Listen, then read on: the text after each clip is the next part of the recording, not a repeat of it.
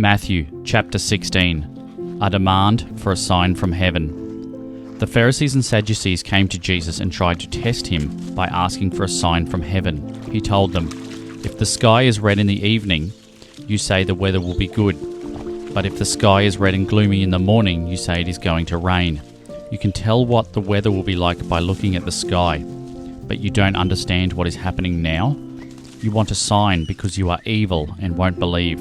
But the only sign you will be given is what happened to Jonah." Then Jesus left. The yeast of the Pharisees and Sadducees. The disciples had forgotten to bring along any bread when they crossed the lake. Jesus then warned them, "Watch out, guard against the yeast of the Pharisees and Sadducees."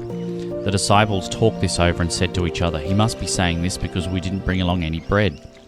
Jesus knew what they were thinking and said, "You surely don't have much faith. Why are you talking about not having any bread? Don't you understand? Have you forgotten about the 5,000 people and all those baskets of leftovers from just 5 loaves of bread? And what about the 4,000 people and all those baskets of leftovers from only 7 loaves of bread? Don't you know by now that I am not talking to you about bread? Watch out for the yeast of the Pharisees and Sadducees." Finally, the disciples understood that Jesus wasn't talking about the yeast used to make bread, but about the teaching of the Pharisees and Sadducees. Who is Jesus? When Jesus and his disciples were near the town of Caesarea Philippi, he asked them, "What do people say about the Son of Man?" The disciples answered, "Some people say you are John the Baptist, or maybe Elijah, or Jeremiah, or some other prophet." Then Jesus asked, "But who do you say I am?" Simon Peter spoke up, "You are the Messiah, the Son of the living God." Jesus told him, "Simon, son of Jonah, you are blessed. You didn't discover this on your own. It was shown to you by my Father in heaven. So I will call you Peter, which means a rock. On this rock I will build my church, and death itself will not have any power over it. I will give to you the keys of the kingdom of heaven, and God in heaven will allow whatever you allow on earth, but he will not allow anything you don't allow." Jesus told his disciples not to tell anyone that he was the Messiah.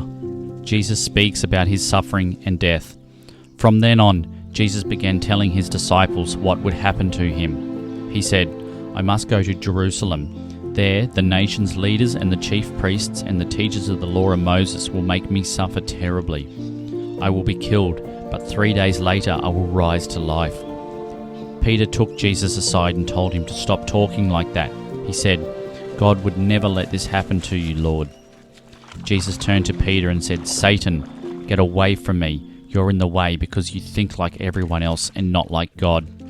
Then Jesus said to his disciples, "If any of you want to be my followers, you must forget about yourself.